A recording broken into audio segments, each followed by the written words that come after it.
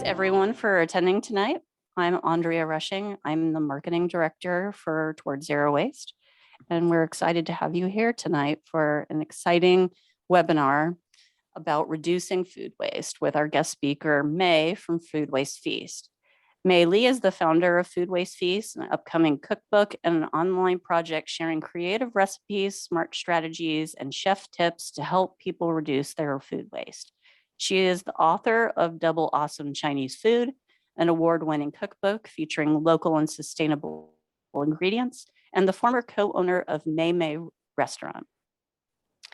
Mei currently lives in Raleigh area with her husband and 2 kids. So welcome, Mei. We are so happy to have you.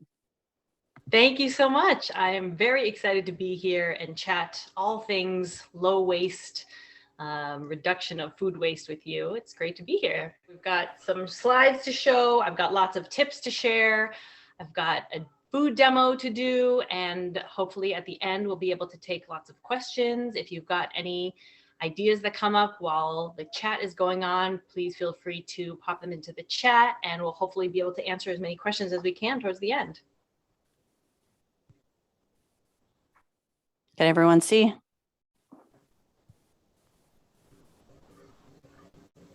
Great.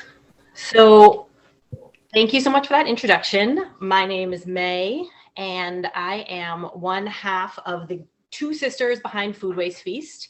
My sister Irene and I used to run a restaurant together, and she is currently running our dumpling company up in Boston.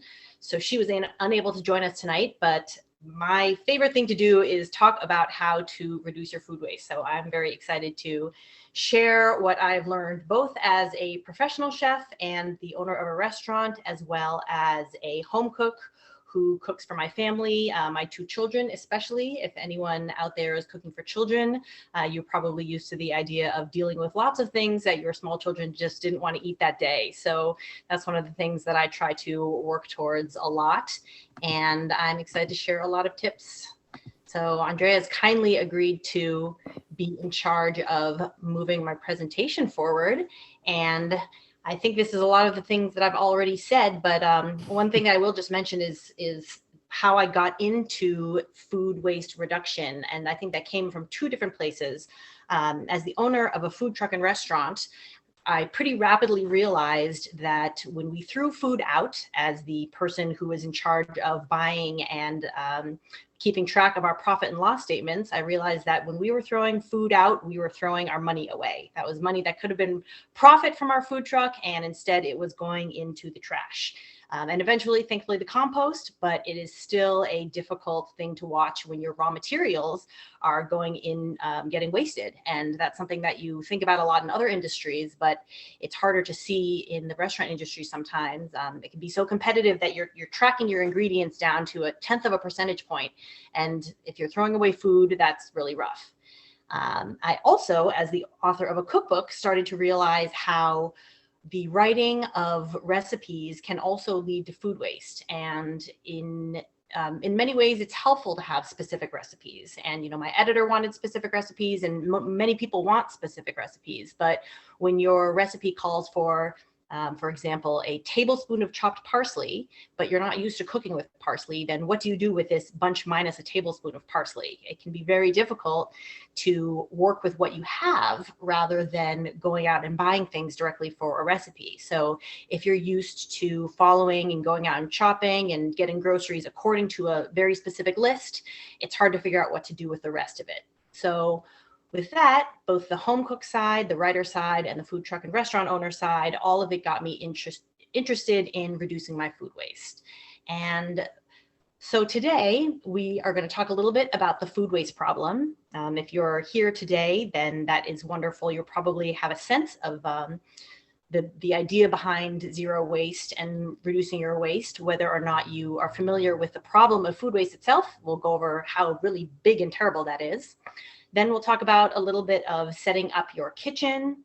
We'll talk about some tips and tricks, and I will show a sheet pan frittata demo at the end. So one of my favorite ways to use up all of the things in your fridge. You will be able to see on the frittata cam, in particular, all the things that I have foraged from my own fridge. So then we'll finish up with some questions, and hopefully I'll have answers for you. So the food waste problem, this is a huge deal that the magnitude of which plenty of people are not aware of. So roughly 35% of food in the US goes uneaten. And that is, about a third of the food, sometimes as much as 40% is estimated. And that's along the food chain. So that's starting in farms, food that doesn't get eaten or harvested. That is a problem in restaurants, and it's a problem in, all along the supply chain, manufacturers, grocery stores, but it is particularly a problem in households. And we'll get to those details next. But it's about $400 billion worth of food. And it is responsible for 4% roughly of US emissions. So one of the things that people sometimes think is, if I'm wasting food, what does it matter? It's maybe wanted to eat this lettuce and I didn't get to it. It's not that big a deal. One of the things about food waste or organic waste, when it is put into a landfill, which is where most of it goes, it doesn't have any oxygen, and so it creates methane. So compost is different because that is all nutrients that can be returned to the soil to help grow more plants. But when food gets put in a landfill, it creates methane, which is a particularly potent greenhouse gas. And it's estimated that if food waste was a country, it would be the third largest emitter of greenhouse gases after the US and China. So that is a lot of impact on the environment that comes from food waste.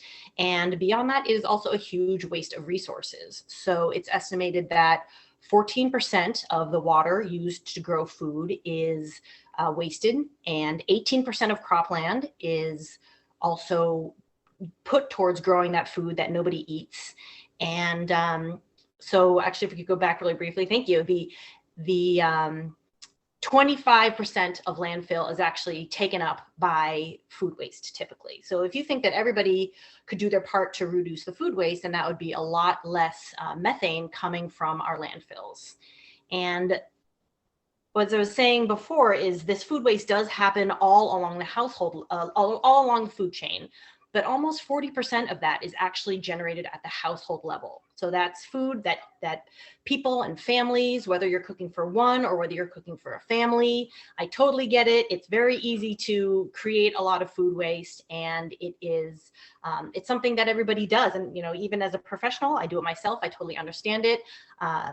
But it's one of the things that, as the Towards Zero Waste folks and I were just talking about, it's something that almost all of us can have an impact on in our own daily lives. Whether you buy food or you cook food or you just eat food, there are usually ways that we can be more mindful about the food that we are purchasing and making sure that it actually is going to its best use, which is getting eaten rather than it going into the trash, or even better, the compost.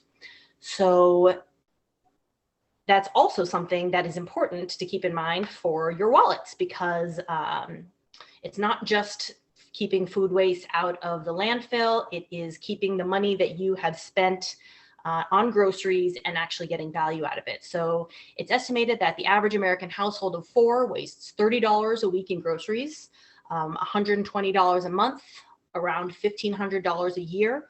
I sometimes think of it as if you were going to the grocery store and you got 4 bags worth of groceries, and then you just left one of them on the sidewalk as you walked out of the grocery store. And that is the food that's just going into the trash. It just has managed to live in your refrigerator for a week or so before it went to the trash. So I think it's something that everybody wants to know more about and can have an impact on your household budget, the environment, and just also being a more creative and an interesting cook. I think that's a lot of it too. You can eat better if you think about the things that are in your fridge and you save them and you use them in the right way. So I'm also coming at this from the perspective of someone who likes to eat well, who has been a professional chef and a cookbook author, and all these things that I think can improve your life in so many tangible ways. So first of all, we'll start with a few useful ways to think about setting up your kitchen. So one of the things that I always try to think about is shopping your kitchen first. And it is so easy to just go out and pop into the grocery store and pick up some things. And get home and realize that you already had one of those things in the fridge, or that you bought something fresh, but it turned out you already had it frozen. So I always try to remember to go through what you have first. And that's also a great way to sort of create inspiration for yourself. What do you have in your fridge that needs to be used up? You can build a recipe around it. You can figure out a way to utilize that food first. You can get some ingredients that will then help you use that item up. There's lots of ways to build those meals around things that you already have. Next is setting yourself up for success. So there are a few organizational tools that I always like to tell people about. There's a little picture there. There's an Eat Me First box. I can show that later. My particular one, it's a great thing to have in your fridge right at the front at eye level. My sister Irene started one of these in our restaurant, and that helps all of the chefs at our restaurant know where to find the half of an onion or the half a lemon that had already been cut. And you can have the same tools set up for you in your own kitchen. So, I always used to find half a rotten lemon in the back of my fridge, and then find another half of a rotten lemon in the other side of the fridge. And it turns out if you put all those things in one place, then you know where to go when you need a lemon. And that way you can kind of try to put all the little bits together, whether it's, an half open garlic or the rest of an onion, you know where to go. Another thing that I like to talk about a lot is freezing. Freezing is like a magical tool that stops the clock on your food. If you have gotten your food into the freezer in time, it will basically last indefinitely. And I could go on about freezing forever. So we can, I won't go too much into detail now, but basically if you can pack it as airtight as possible, because air, oxygen moving around is what helps cause freezer burn. Freezer burn isn't bad for you. It's not going to get you sick, but it is going to make your food not taste as good. So wrapping things as airtight as possible, all that helps to keep your food good and keep it so you can eat it 6 months in the future, 9 months in the future, possibly a year or longer. It kind of depends on the item, but wrapping it well and then popping it in the freezer, and then you have this magical clock stopping tool. And lastly, fridge organization. There's something that people who are professional chefs know called FIFO. It means first in, first out. And it just means to try to use the first thing that went into the fridge, the eggs with the earlier expiration date before the ones that you bought afterwards. If you are kind of setting up your fridge like the way a grocery store would set up their milk refrigerator, if you buy new milk, put it in the back so you don't open that one first, you're less likely to have the first one go bad. And that actually brings us to best by dates. So thinking about how you can extend the life of what you have, proper storage, knowing where to put things is a great one. Potatoes and onions should be stored separately, for example. The onions will cause the potatoes to sprout. And so if you've ever had little green bits that you can, that pop up on your potatoes, and you can chop those off. You definitely don't want to eat them. But knowing where to put things and having them last longer will really help. And I will mention you can find a lot of that information on my website, which is foodwastefeast.com. And also having kind of a healthy skepticism of best by dates. So if you are feeding children or you are immunocompromised, then of course you want to have some more care here. But if you are a healthy adult, then you can often have a very you can have a trust in your senses, like, does this smell right? Does this look right? Do I see any visible mold? You can kind of be skeptical of best by dates, because what is interesting for a lot of people to know is that best by dates are not a federal standard. Much of the time, it is something that is the manufacturer's best idea of when something is at its peak. So that doesn't mean it's unsafe to eat. It just means that maybe after a year, this item might slightly change color, or it might mean that the orange juice will not be its perfect bright orange after a certain amount of time. And especially on packaged goods that live in your pantry or your cupboard, as opposed to fresh meat, where you're going to want to have more care, those items are not something that you necessarily need to absolutely go by. And it's estimated that 90% of people have thrown out something that is perfectly good to eat just because they're going by this best by date. So I think we're probably ready to move on to tips and tricks to make sure. We do have one question from the chat though, May, that I think might be good here is, do you have any tips for freezing and storage that don't include lots of plastic wrap. Absolutely. So two things that I will say there is I like to use reusable storage bags that are kind of like a plastic freezer bag. I also have one box of plastic freezer bags that I bought ages ago, and I rinse them out and then use them again. But a great thing to do is if you have, I actually have one in front of me that I'm going to make my frittata in.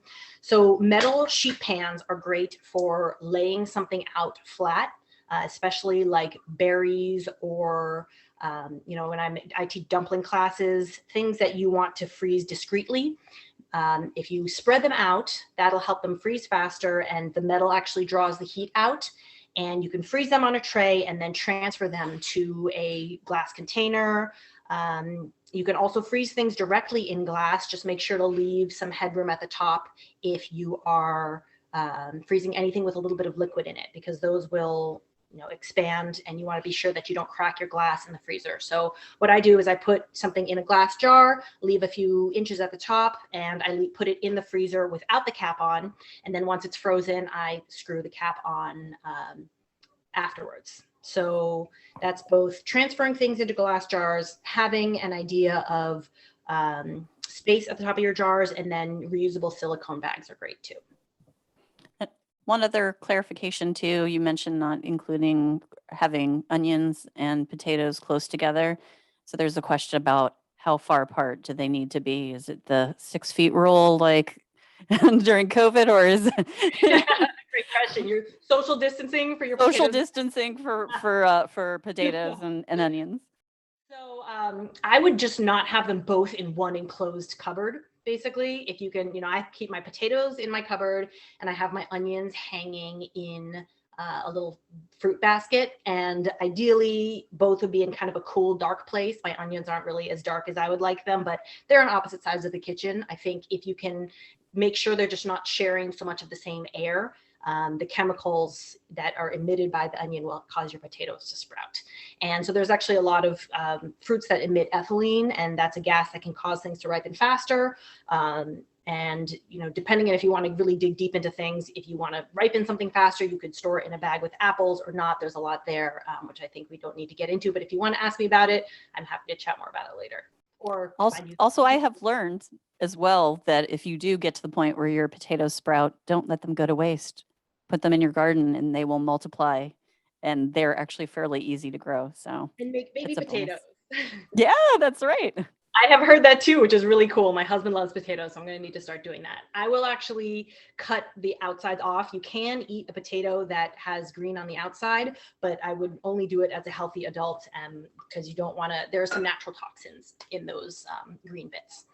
So let's get to some of my favorite tips and tricks for the actual food and the cooking and everything. And we will start with one of my favorite things to do, which is fridge pickles. So I am not a canner. I am not a person who is like really good at sterilizing jars and putting them up for the future. The picture in the previous slide that has all kinds of things pickled. And so I'm into quick pickles. And what that basically means is that they live in the refrigerator and they can extend the life of a vegetable in your crisper drawer that was kind of on the verge of getting soft and not too good to eat, and can extend the life for a month or more. So what I like to do for pickles is start with this magical ratio that I call the 1-to-1 ratio. That's 4 ones. So you can do this by combining 1 cup of hot water, 1 cup of vinegar, and you can use almost any vinegar, but I wouldn't recommend balsamic. I think apple cider vinegar or rice vinegar, kind of a milder vinegar, is a great way to go. And 1 tablespoon sugar and 1 tablespoon salt. And then combine that together. The hot water should help melt the sugar and the salt, and taste it. And if you want it to be saltier or sweeter, you can adjust from there. If you want a little bit more of a vinegary add, if you want a little more acidic, you can add some more vinegar, etc. You can play with it from there. And then you can see that there are a whole bunch of spices that I have in these various jars. There's some bay leaves, cloves, peppercorns, caraway seeds. You can put in anything you like. And if you pop this into the fridge, they will last a while. And then all of a sudden your meals will have a beautiful pop of acidity that comes from all these different pickles. And it's a great way, if you have no plan for something that you're finding in your fridge and you want to do something with it, you can make it into a pickle. And that is a delicious and easy thing to do. And you can make these beautiful orange pickles with turmeric, or red pickles with beets, and all sorts of things can become delicious pickles. So I think my next tip is about freezer and pantry staples. So puff pastries and pie dough. You can make a galette out of anything. This picture here, I think it was an olive and caramelized onion and caper galette, but you can make a fruit galette.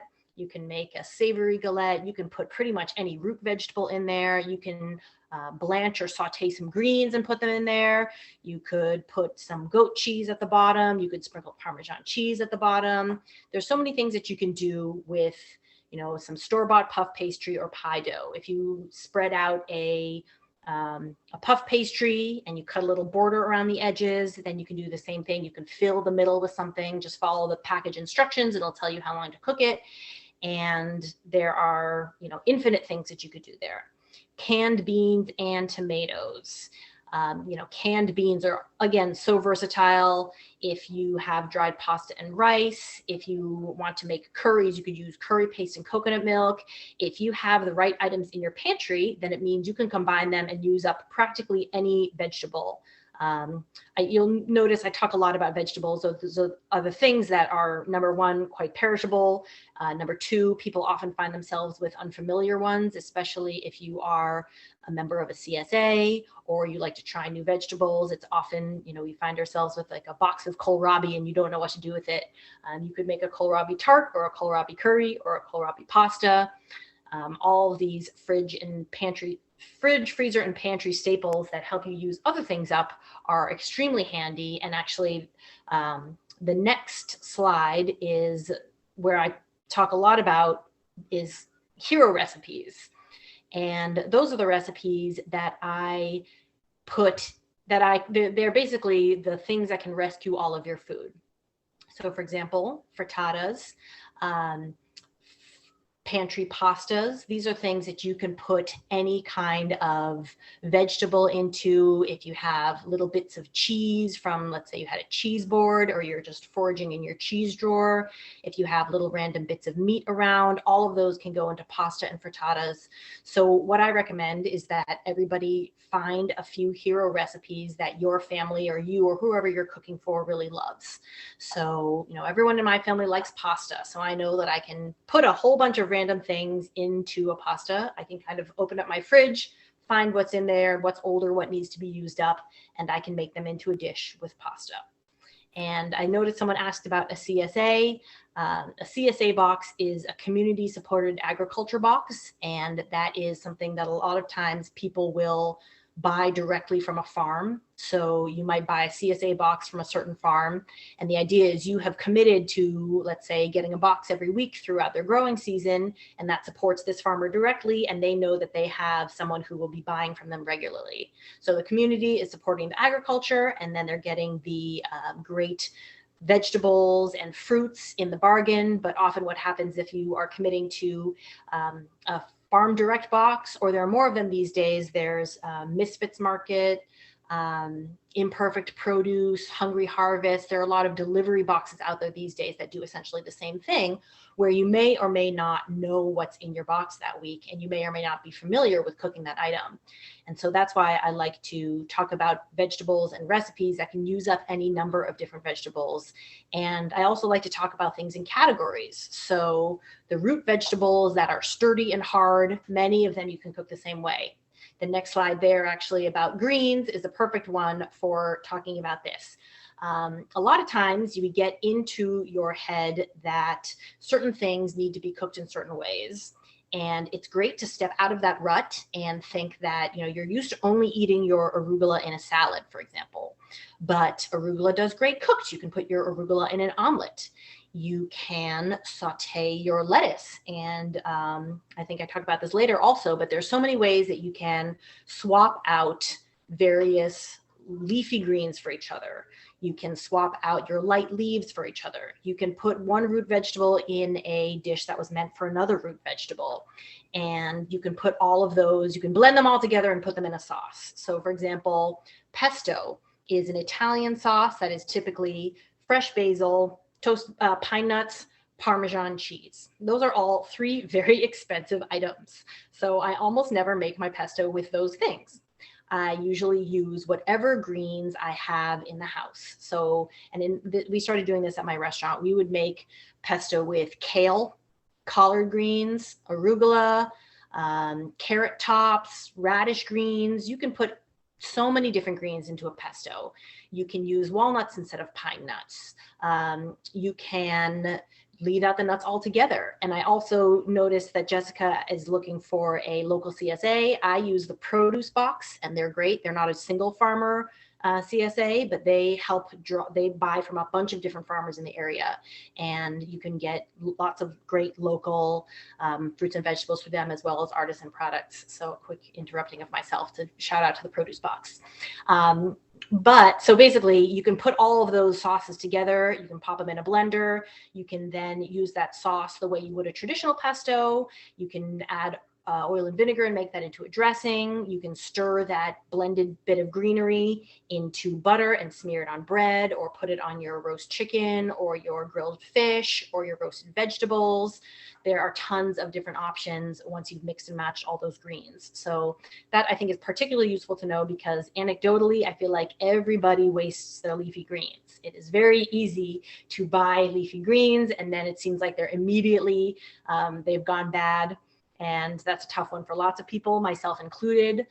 One thing that I think is good to know, especially if you are buying in a plastic clamshell, which, you know, it's tough to avoid. So I get it. If you are buying those, if you stick a kitchen cloth or a paper towel in there to soak up the moisture, then it's less likely for your baby spinach, for example, to get really soggy and then collapse into a pile of green goo, which I know we're all trying to avoid. So helping to balance that moisture is very helpful. May, is there any way to freeze herbs? Have you done any freezing of herbs, or like in an oil or something to use them for cooking later? Yes. So I've got a page on my website about that, and there are a few things that I like to do. So for softer, tender herbs, and I consider that most herbs, including cilantro, parsley, basil, chives, I will blend them up or chop. Then I put some olive oil or melted butter on top, and then I transfer those into, I have little ice cube trays that I use for this purpose. And then I freeze them and transfer them into a reusable storage bag. And then you can toss them directly into a pan of pasta. You can melt it right on top of rice, for example. And then all of a sudden you've got tons of flavor that's just going directly into your meal with just a little bit of defrosting. You can also blend it into an oil, exactly as you said. You can also let sturdier herbs infuse in oil, and then you can also freeze them. So the ones that are sturdier, like rosemary, thyme, lemongrass, those all do well in the freezer. But the ones that are tender, it's better to put them into something first, because otherwise they won't hold up very well. Also, do you have any suggestions for non-traditional greens, like the greens that come specifically maybe on root vegetables? I know I've actually made radish green pesto before. Absolutely. So one of the cool things is that, yes, for example, beet greens are related to chard. If you ever look at them both in the grocery store, you'll see they're very similar. And so, people will spend money on chard, but then beet greens often get thrown out. So what I like to do with any unfamiliar leaf is just kind of try to compare it to something else that I know, whether that's in texture or in flavor, and then use that as a guide to figure out what's the best way to use it up.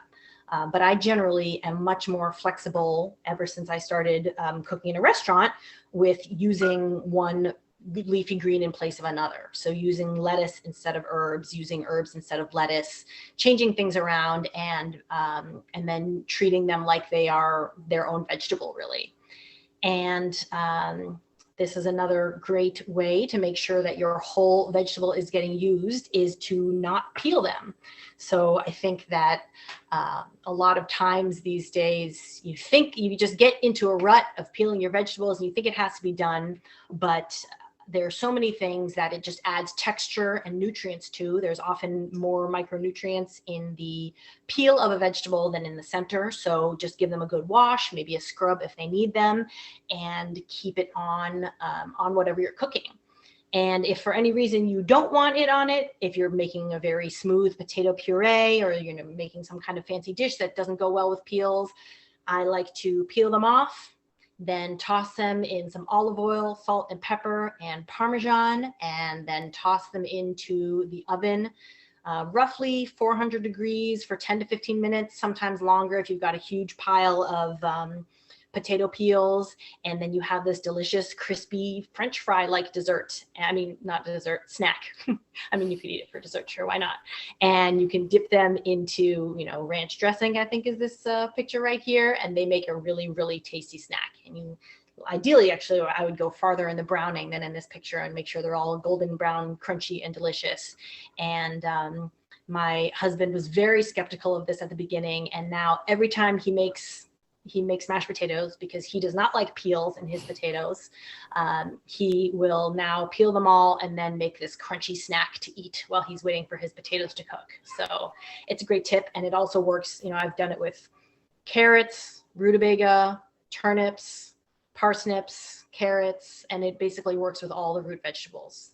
Probably exceptions would be jicama.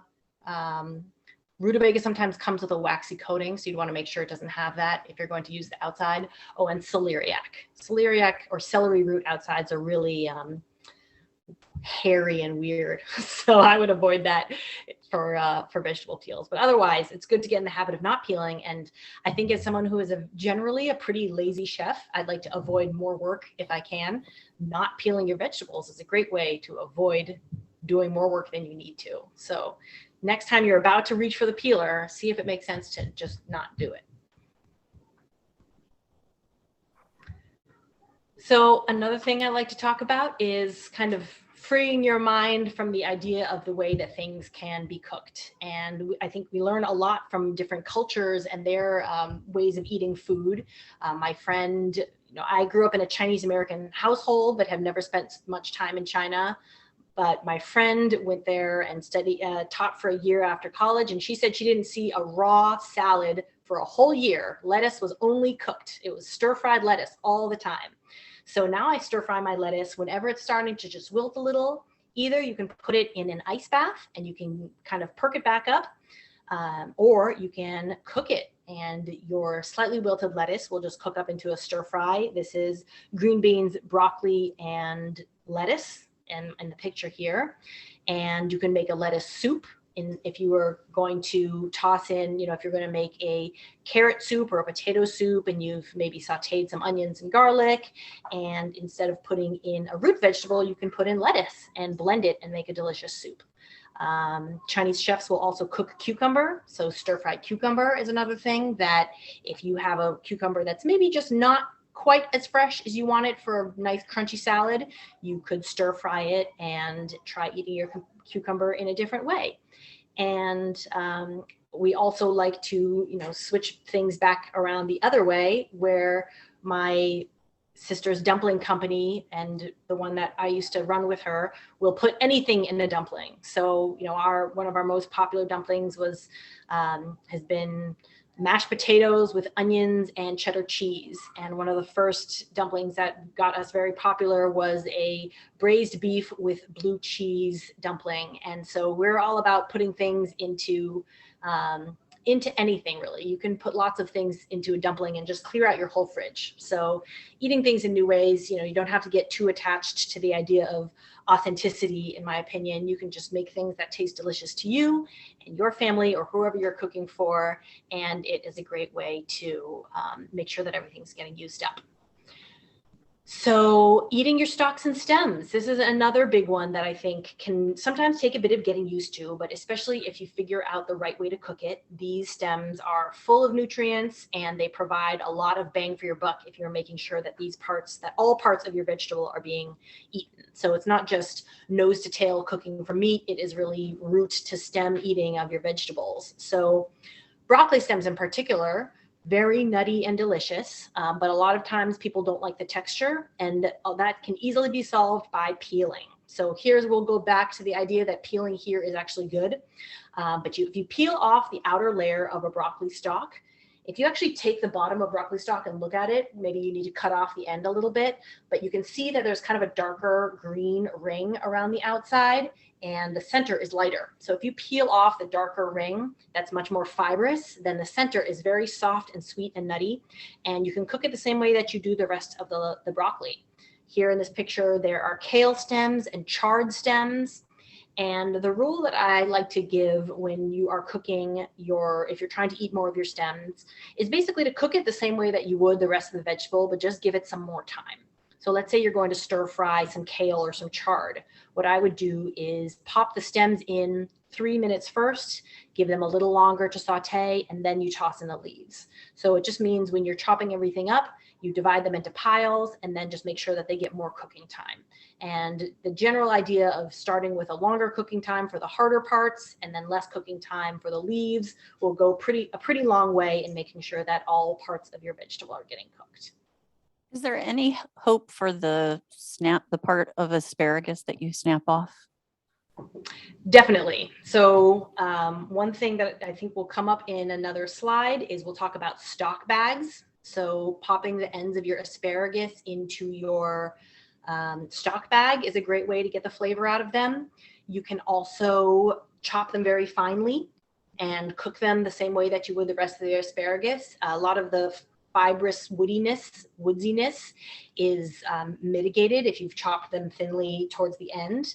And if you are making, for example, an asparagus soup and you're just okay with a little bit of extra texture, I think they're totally fine to eat. So I like to cut a little bit less than before. And speaking of scraps, there are lots of non-food ways to use your scraps also. So lemons and limes, I have a tendency to buy large bags of lemons and limes and then find myself with an abundance of citrus. So figuring out a way to use all of these was very helpful for me. The peel, the zest of a citrus has tons and tons of flavor. So before you squeeze out all the juice, I like to zest or peel it. You can pop it in the freezer into a reusable bag and then use that zest to add flavor to stews and braises and soups. You can make it cleaner. So I use equal parts water and vinegar, and I soak lemon peels in it for maybe a week, maybe 2, and then you strain it out and it makes this delicious smelling all-purpose cleaner.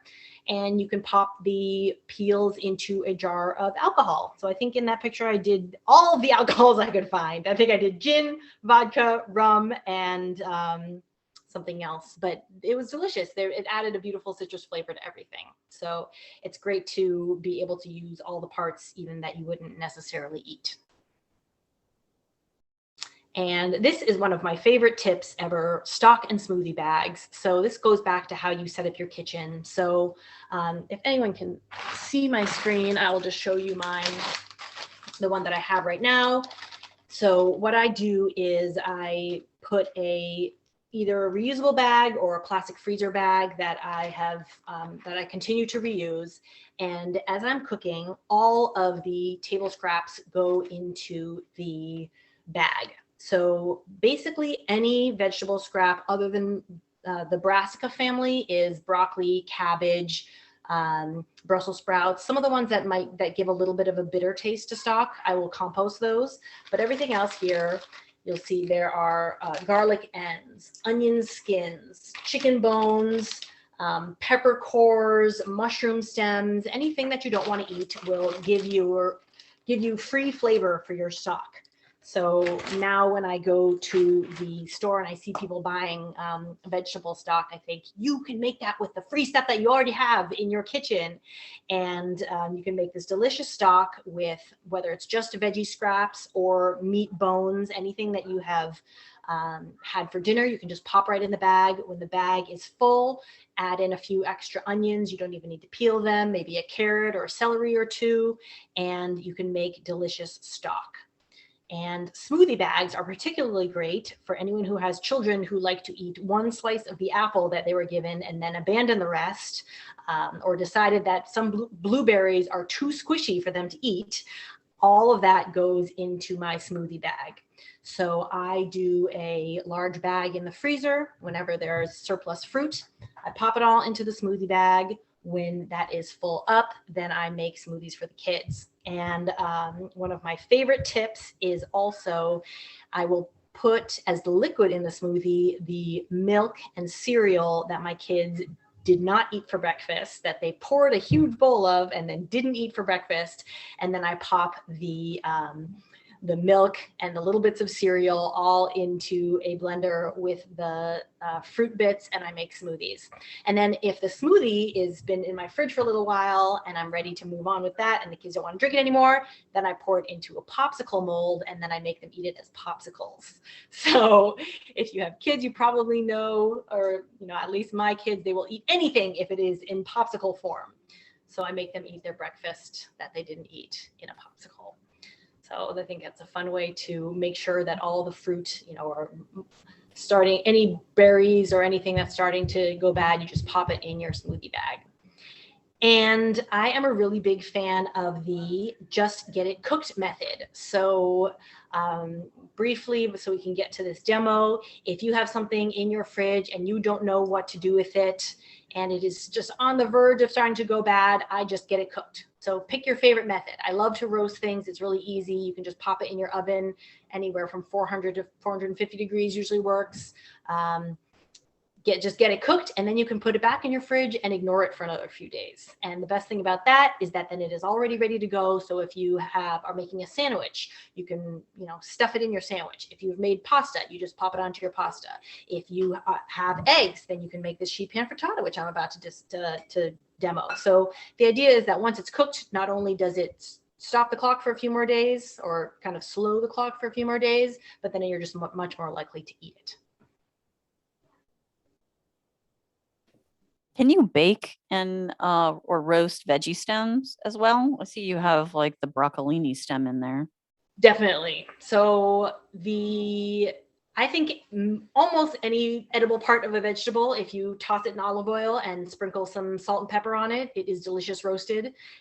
You can steam it or boil it. You can just pop it in with whatever else you are cooking.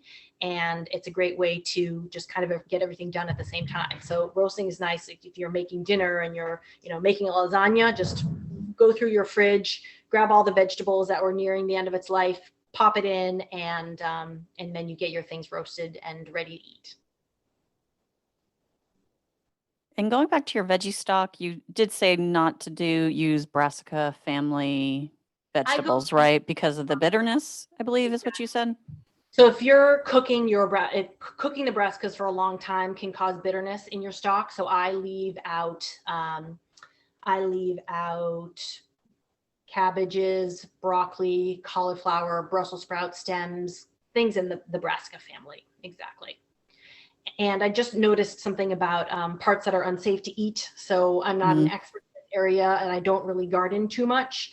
But generally, the rule that I go by at the grocery store is that if they sell it, it is usually fine to eat. So or at least, it might not be delicious, but it's not harmful. So for example, you almost never see parsnip stems in the store because parsnip stems can cause allergic reactions for people, but you'll see carrot stems and you'll see beet greens.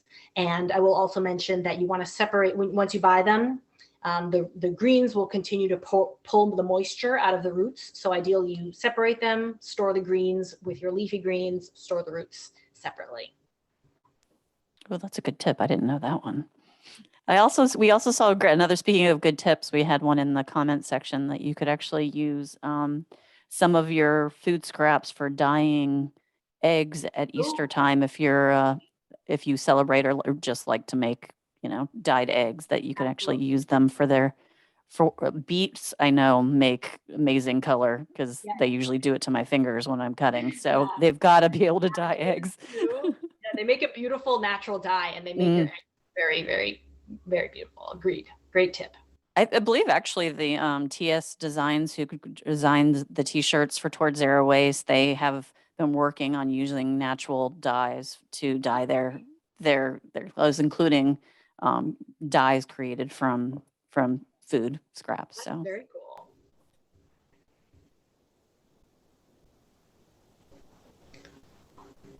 So a last couple things before we get to the demo is eating ugly food. One of the problems that farmers often encounter is that their food will get rejected from supermarkets for very specific reasons. It doesn't adhere to the aesthetic standards of the supermarkets. So I don't know if they still do it, but the local food company that I mentioned earlier, the produce box, they used to sell blemished carrots or tomato stock up boxes, for example, for items that might not meet the aesthetic standards for some people, but are still perfectly good to eat. And this is a great way to support farmers at the market. You can sometimes ask at a farmer's market, do you have any seconds that you'd like to sell? They might not want to put out, but they will not want to take home again back to the farm. So they might be able to give you something at a good price. Getting into the idea of not having such high aesthetic standards for your food can help generally cut down on the waste for everybody. And there are other boxes out there, Hungry Harvest, Imperfect Produce, and Misfits Market, that all kind of center around the idea of helping to save these slightly irregular or imperfect foods from going into landfill. There's also a tip about getting like things that come in bunches. Sometimes people don't want the singular ones. So instead of getting the bunch, especially with bananas, for example, a lot of times the bananas go to waste because no one wants just the one. So the next time you need 3, get 3 individual ones. You're probably saving some bananas from the landfill. Great tip. And then if you don't get your bananas, make sure to peel them and then pop them in the freezer for smoothies or banana ice cream and all kinds of things. I will never throw out another banana. There's so many things you can do with frozen bananas. So demo time. I am going to, if everyone can see the frittata cam, I am briefly going to show how to make a sheet pan frittata. So this is great for just cleaning out the items in your fridge. And I have here some kind of old herbs, cilantro and parsley. You can see that there's some browning stems here. I have leftover green beans from dinner. I have a block of brie cheese. That was, some of the pieces were starting to get a little harder. I have half a can of chickpeas, and I have some pickled red onions. So I love here, number one, that this is so easy to make once you've chopped everything into bite-sized pieces, but also can be easily customized if you have people with different preferences in your family. So sometimes I will put only cheese on one section for my kids because they have particular feelings about food. And then my husband and I get all the delicious pickled things and all the green vegetables and all those things. And that makes it, everybody gets their own square of customized food, but you didn't have to do any extra work. So what I do is, this is called a quarter sheet pan, and it fits, for me, about 10 eggs. If you have a different baking dish, you can play around and find out what works for you. And the best thing is that if you did not estimate correctly and really, mentally calculate the volume of your pan, you can just add an extra egg at the end. No big deal. So for my sheet pan, I usually go for about 2 cups of bite-sized items. But the nice part is you don't really have to measure. You can just go through it and kind of do what works for you. So I've lightly oiled this sheet pan, and then I'm just going to spread everything out I'm using chopsticks because they happen to be here for picking up pickled onions, but you can use whatever you like. I'm going to spread out some pickled onions. This is nice because you can get lots of colors into your food. And then I especially like to use up little bits of cheese here. I think it's great to, if you've had a cheese board that you made for a party or something, and you've got all kinds of different kinds of cheese, but just little ends of it, this is a great way to use them up. So, you don't need to have one kind of cheese here. You can just kind of toss in a lot of different things. And then I have these slightly wilting herbs. And another good thing to know about, so for example, the stems of a lot of tender herbs are totally edible. I'll probably chop up and add a lot of those to this mixture here. And, even browning bits of cilantro here, you can just cut those off and not eat the very ends, but eat lots of the tender stems and include those. So I am going to cut up a bit of those fresh herbs. I think almost any tender herb is good in this dish. And I'll just scatter a bunch across the top. And then pour, I've already prepared 10 beaten eggs. And then you just pour that on top. Hopefully my volume calculations still hold. But at this point, if you decide that you need another egg, you can just add another one in. And then that's pretty much it. Generous amount of salt and pepper is good to just make sure that it's well seasoned. But if you're putting in leftovers that are already seasoned, you don't have to do so much. And then pepper. Do you have any recommendations for egg substitutes? Or I've heard just egg, I think is what it's called, is a pretty good egg substitute. I'm afraid I go through a lot of eggs, so I don't have too many recommendations there, but I've heard that those ones work pretty well. And this is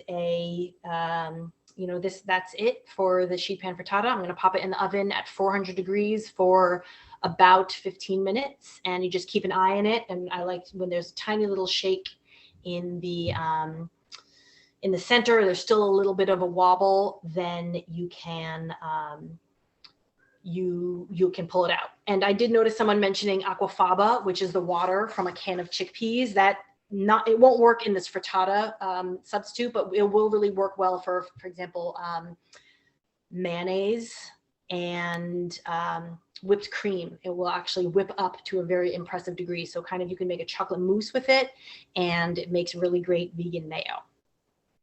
It can be used pretty well in baking as well. I've found that I like chia eggs better, but just because of the consistency of it, but I have cooked with aquafaba and it gives it a nice nutty taste to your baked goods. So nice.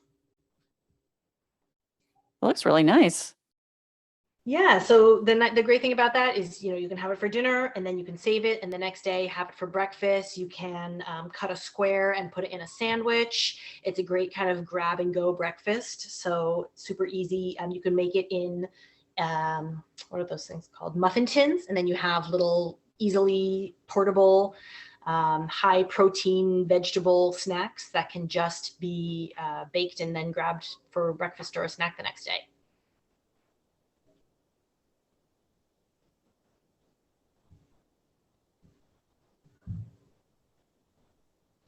So I am happy to answer any other questions that we didn't get to throughout the chat. Many of the tips that I've talked about today, you can find full recipes or, in more detail at foodwastefeast.com. If you would like to follow along on Instagram mostly, TikTok and Facebook a little bit at Food Waste Feast. And we are in the process of publishing our cookbook, which will be out in May 2023 with W.W. Norton. And so we'll have even more recipes and our full list of our favorite hero recipes, and then lots of other tips on saving your food then. So in the meantime, please always feel free to get in touch by email or over social media. I'm always happy to answer questions or chat or learn from other people, and I'm happy to answer any more questions.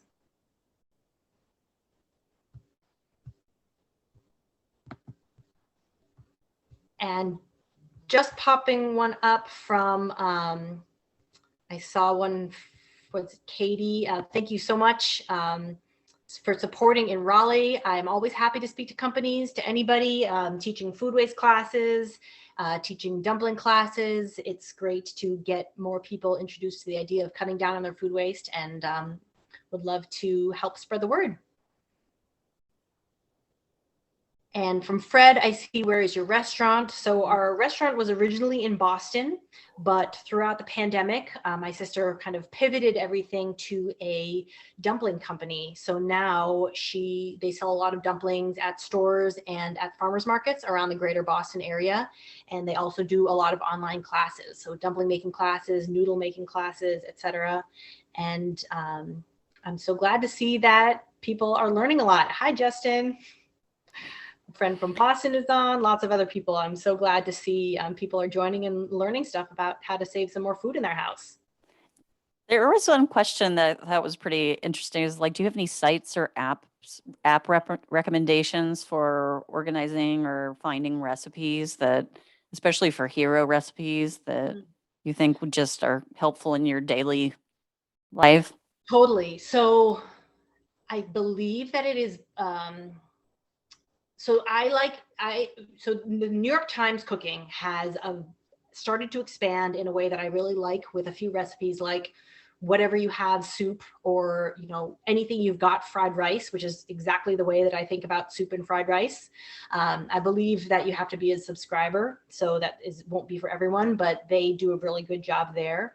I also will generally kind of Google, if I have a recipe, if I have a certain ingredient that I'm interested in using up, I kind of think about what it's similar to also when I'm looking for recipes. And that way it opens up a much wider variety of recipes if you're kind of thinking about things in categories. And that's really how I like to mix and match and make it so you can try different recipes. If you have something that is listed as a recipe for beets, much of the time you could use a carrot or a parsnip in it as well. So that kind of opens up a lot of different recipes.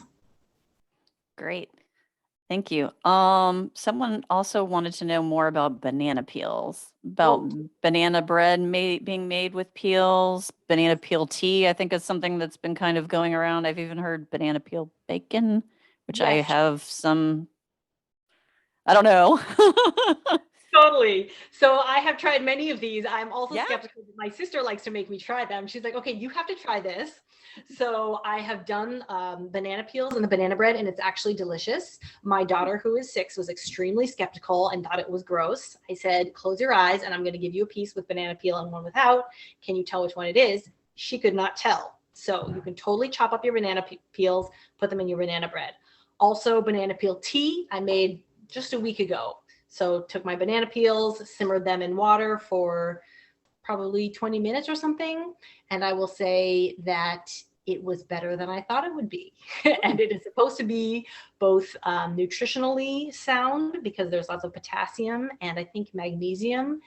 So sometimes it's recommended for sleep, to help you go to sleep. And, I wouldn't be surprised, it's just like a nice warm beverage that is kind of a little bit milky and creamy and just a tiny bit sweet will just kind of help for relaxation.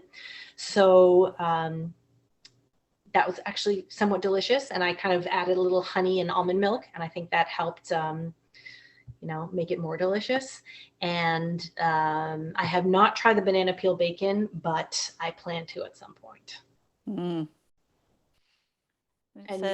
Someone did say that there's a nutritional value. Does it change for vegetables that have started to go brown, or does the nutritional value go down a little bit over time? That's a great question. So I'm definitely not a nutritionist. I think that most of the time it probably does start to go down a little bit. For me, the cutting down of the waste is, and just not putting it in the trash is kind of my primary focus. So while it might not have sort of the highest of nutritional values, it's still getting it eaten. And for most vegetables, it's still pretty good for you. So that is my foremost thing, is trying to get it eaten. And someone else made a good point in terms of nutrition and eating, is just, if you are eating your peels, make sure to wash them well, especially if they're not organic. Maybe, yeah, probably both, right? Even if it is organic these days, you don't know. Yeah, absolutely. I think one person did mention in the chat that using lemon juice on bananas before freezing may slow down the browning process, as it still can continue. But I usually just let them brown, and it won't affect the taste. They'll kind of turn brown and shrivelly, but generally for bananas, as they start to age and the outside starts to brown or even blacken, the center will get very sweet. And so they get even better for cooking. So sometimes people think, can I eat a browned or blackened banana? And in fact, it is even sweeter and better for baking. So once they brown in the freezer, you can just pop them right into banana bread, or you can blend them in a blender or a food processor and make what my daughter calls banana swirl. And the color actually kind of it lightens up much more than you'd think. So it's not like a ugly brown dessert. It's kind of a delicious, fluffy ice cream that you can make from bananas. Awesome. I think we've got one last question that I saw that I thought was particularly poignant given the mission of Towards Zero Waste is, do you have any suggestions on how to get this information out beyond the choir, right? So those who are actively seeking out this information. Great question. And I think that one of the things that I love about food waste is there are reasons why a lot of people can come to it from different directions. So some people might just be interested in eating better. And I think that if you are using all different parts of the vegetables, and if you're making pickles, then you can add a lot of flavor and texture to your food. There are some people who are coming at it from a cost saving standpoint. And if you are having trouble with your grocery budget, then it will go farther if you're making sure to eat all the food that you have, or if you're learning how to freeze things, if you're learning how to store them properly, if you are making sure to extend the life of your food as long as possible, then you can think about it from a purely economic standpoint. A lot of people, they don't know the connection between food waste on a household level with the level of food waste that generates as a whole, with how the reason that food waste in the trash is so particularly bad because of the methane. So I think there's a lot of ways that we can draw people in. And for example, my husband is not one of those like, let's eat all our broccoli stalks and banana peels type person, but he will eat the things that I've cooked and will not even realize that I have used these sort of unusual parts of the vegetable. So I think you can draw people in by making something that tastes good and then explaining that, this was made from a frozen banana, or this was made from whatever it is that you have used, and getting people used to that idea that, you can have something extended its life longer because you didn't throw it out just because the date passed by. You smelled it and it smelled fine. And then spreading those little ideas really help. And then, small behavioral changes can really be passed on easily just by talking about what you're eating and where it came from, and, how you made something taste good. I'll add one thing that I think is an opportunity for us to spread a little joy in an environment that we are severely lacking in a lot of ways of some joy, is maybe making one of these with, recipes and sharing that with a neighbor or a friend. And then you can start the conversation about how you made it with left, food that would have gone to scrap or something along those lines, and share a hero recipe with them as their own little gift with some basic ingredients, but just spread the joy. I love that idea. And I think that is a great thing to do, especially if you find that you're saving a lot of food and you're getting really good at it. You might find that you have more than you can store in your fridge or freezer. And, if you had all these herbs that are starting to go bad, and you made an herb butter, and then you've been saving your jars, you pop them in a jar and you give it to your neighbor, like you've just made their day. And then there's a great starting point for conversations there too. I think that is a wonderful idea. Awesome. Well, thank you so much, May. This is so informative. The chat, I think, has been the most active of any chat that we've ever had in a webinar. So thank you to participants and to May for the amazing information. And everyone, thank you for attending. We appreciate you coming here. Keep in touch with us. You can go to our website, towardszerowaste.org, and then there's foodwastefeast.com, right? Yes. I think you're .com. Yeah. There's tips and resources there. We have a list on ours of events, as well as for Towards Zero Waste. We are a nonprofit, so if you are, all of our educational offerings are free, but we do appreciate donations for anyone willing to and interested in making them. We also are always an all volunteer organization, so if you'd like to join the fun group that we are to hang out with and spread and to get more of this information out to Beyond the Choir, we are looking for volunteers always. And then you can also go there to subscribe to our newsletter, which is going to be having some exciting information coming up. April is Earth Month, so there's a lot going to be going on. And there's going to be an upcoming fun thing just for subscribers first. So if you're subscribed, you'll get the heads up on a little promotion we're running in April. So thank you, everyone. We hope that you will enjoy something from this webinar, share it. It was recorded, and after a little finessing of it by our video guru, it will be up on our YouTube channel, and I believe May will have it up available on her site as well. So we thank everyone for coming and have a great night. Thanks so much, everyone. Really appreciate all the questions. Thank you so much.